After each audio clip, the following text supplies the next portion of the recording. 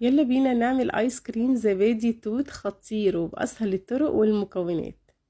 هجيب الاول عندي بولة غويطة شوية وهحط فيها 4 علب من الزبادي الطبيعي، وهضيف عليهم كمان علبتين من ايس كريم الفانيليا اي نوع بتفضلوه، وكمان هضيف عليهم 60 جرام من الكريم شانتيه المحلى، او ممكن تستخدموا الظرف اللي هو بيتباع ده بتاع الكريم شانتيه، بيكون 45 جرام مفيش مشكلة منه. وبعد كده هضيف عليهم شوب حليب مثلج، الشوب ده تقريبا 300 مل، وهضيف عليهم بعد كده مكعبات من التلج علشان القوام يربط معايا بسرعة. هضرب بالمضرب الكهربائي لحد ما يربط، وهضيف بعد كده عليهم 90 ملي من توبينج التوت، هنضربهم مرة كمان علشان كل المكونات تختلط مع بعض، وهنصبه في علبة من علب التلاجة وهنحطه في الفريزر لمدة 3 ساعات على الأقل.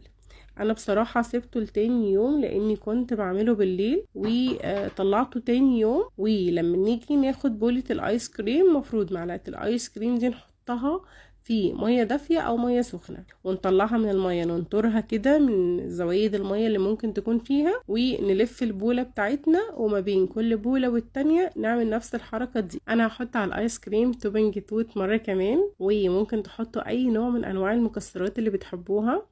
وحقيقي يا جماعة طعمه حلو قوي، والمطة بتاعت الايس كريم تحفة وبدون اي مجهود خالص مننا، وده بفضل الايس كريم الباودر اللي احنا حطيناه، وكمان الكريم شانتيه.